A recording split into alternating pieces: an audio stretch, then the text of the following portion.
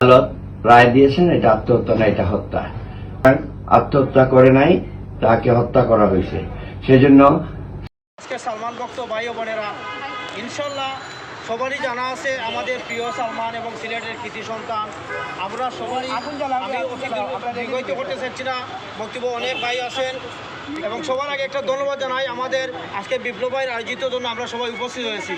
ইনশাল্লাহ আমরা যে আজকে যে এখানে জমায়েত হয়েছি, আমাদের একটাই মাত্র দাবি, সেই দাবিটা হলো বিচার চাই, বিচার চাই, বিচার চাই, বিচার চাই, সালমান শাহর বিচার চাই, সালমান শাহর বিচার চাই, বিচার চাই, বিচার চাই, বিচার চাই, বিচার চাই। ধন্যবাদ সবাইকে। পূর্ণভূমি সিলেটের কৃতি সন্তান চিত্রনায়ক সালমান শাহ হত্যার বিচারের দাবিতে আজকে আমরা সিলেটের বিভিন্ন শ্রেণী পেশার মানুষ, সংস্কৃতি কর্মী সহ আমরা প্রতিবাদ করছি।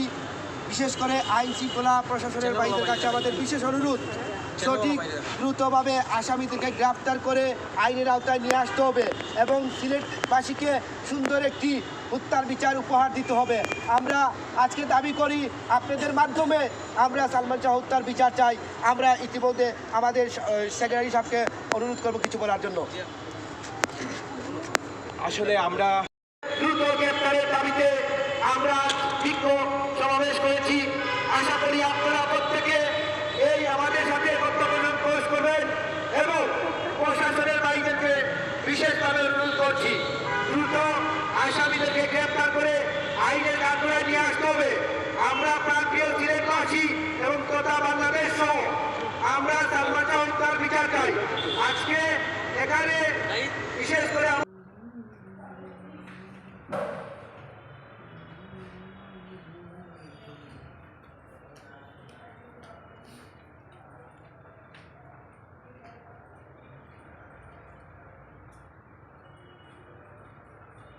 গাজীপুর থেকে একজন ভক্ত ফোন দিয়েছে, ফোন দিয়ে বলতেছে যে সে কাঁদতেছে, কান্না করতেছে, যে সে খুব খুশি যে আমার রমনা থানায় মামলা হয়েছে, হত্যা মামলা হয়েছে। সে খুবই খুশি এবং কান্না করে বলতেছে যে যেভাবে হোক এই আসামিদের গ্রেপ্তার করে আইনে আওতায় নিয়ে আসার জন্য সে আমাদের খুবই অনুরোধ জানাইছে, কান্না করে বলছে কথাগুলো।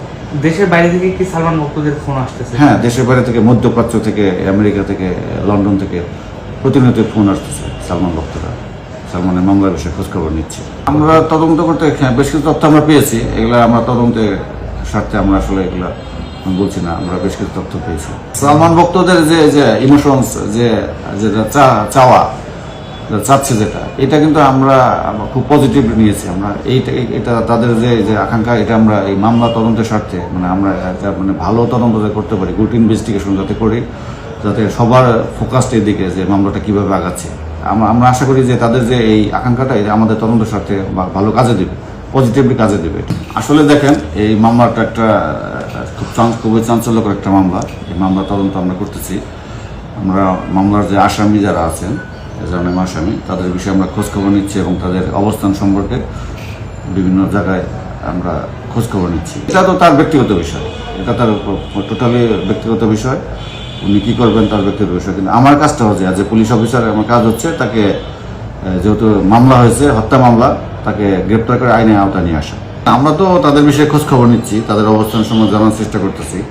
আমরা তো বললাম তাদেরকে পেলে অবশ্যই আমরা আইনে আওতায় নিয়ে আসবো। এখন অনেক জায়গায় তো অনেক কিছু আমরা তো অনলাইন পোর্টালে দিতে পারে, কিন্তু ওই বিষয়ে আমার জানা নেই। কিন্তু আমরা পেলে আমরা তাদের গ্রেপ্তার করবো, এটা নিশ্চিত থাকেন যে আমরা পেলেই তাদেরকে আইনে আওতায় নিয়ে আসবো। সমস্ত আমরা তো মামলা তদন্ত করতেছি, আর মামলার যে আগেকার তদন্তকারী কর্মকর্তার যে রিপোর্টগুলো, এগুলো বিজ্ঞ আদালতে রয়েছে, এগুলো আমরা আবেদন করেছি, শীঘ্রই দু একদিন আমরা হাতে পাবো। ওগুলো পেলে আমরা এই মামলা সম্পর্কে অ্যানালাইসিস করতে পারবো। এটা অ্যানালাইসিস করে আমরা সামনের দিকে আগাইতে আমাদের জন্য সুবিধা হবে।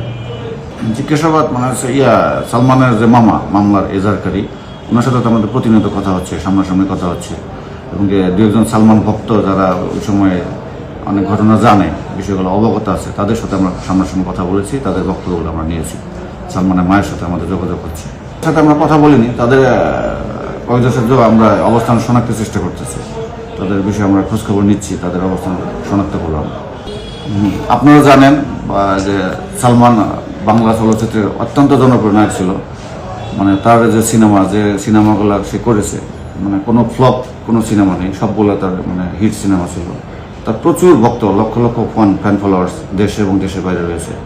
সালমানের আমার জানার মতে সালমানের কোনো মানে হেটার্স যারা সালমানকে অপছন্দ করে এরকম লোক আমি কখনো দেখিনি, যেটা অন্যদের বেলায় প্রযোজ্য নয়। সালমান একমাত্র আমাদের দেশের নায়ক যে তার কোনো